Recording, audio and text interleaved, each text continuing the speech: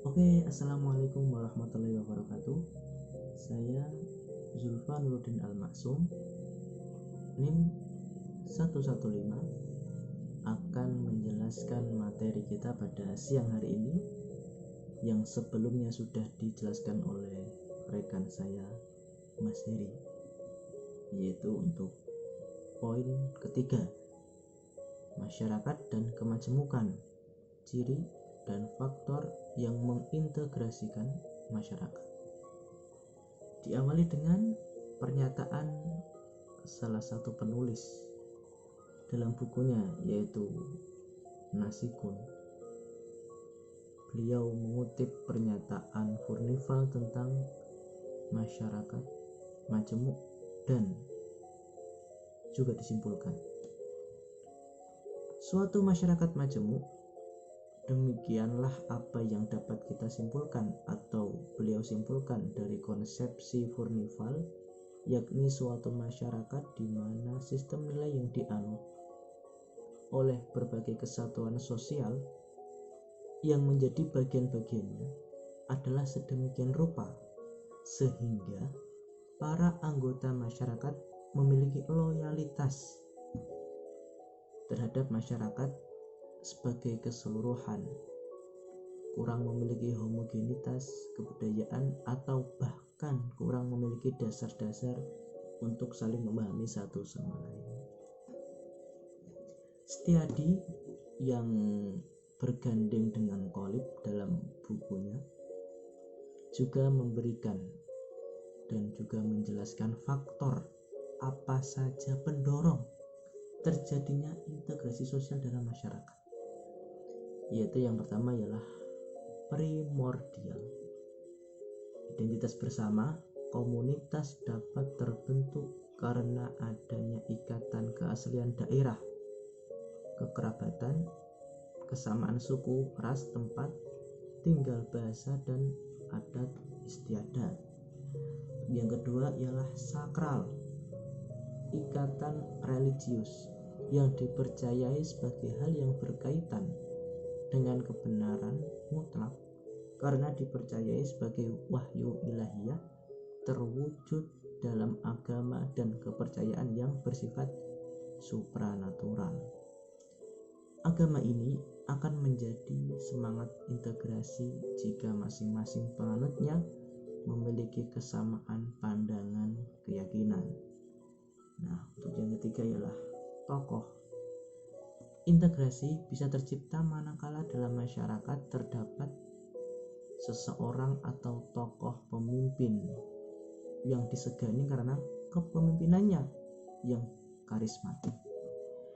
Yang keempat adalah simbol dari negara kita, yaitu Bhinneka Tunggal Ika. Dilihat sebagai pemersatu suatu bangsa yang majemuk untuk meningkatkan persatuan dan kesatuan yang sepertinya untuk sampai saat ini belum seluruhnya terwujud di Indonesia. Yang kelima ialah perkembangan ekonomi. Jadi uang juga termasuk dalam faktor, yaitu perbedaan bidang keahlian dan pekerjaan tersebut membentuk satu sistem kerja dalam menghasilkan barang dan jasa, dan setiap orang memiliki ketergantungan dengan orang lain. Itulah sosial, tidak bisa berjalan sendiri-sendiri, harus bergandengan dan saling membutuhkan.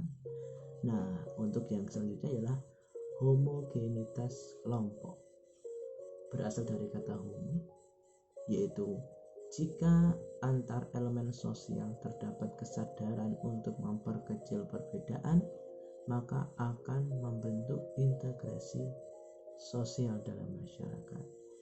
Yang selanjutnya ialah besar kecilnya kelompok. Jika kehidupan sosial relatif kecil, maka akan mudah untuk mencapai integrasi sosial dibandingkan dengan kelompok yang memiliki intensitas perbedaan yang lebih besar. Dan yang terakhir ialah efektivitas dan efisiensi komunikasi.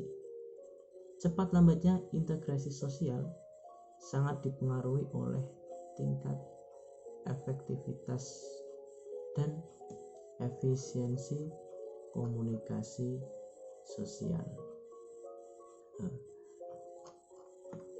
Selanjutnya ialah Yusniati juga berpendapat dalam proses integrasi sosial terdapat bentuk-bentuk integrasi tersebut yang dilihat dari satu, integrasi normatif.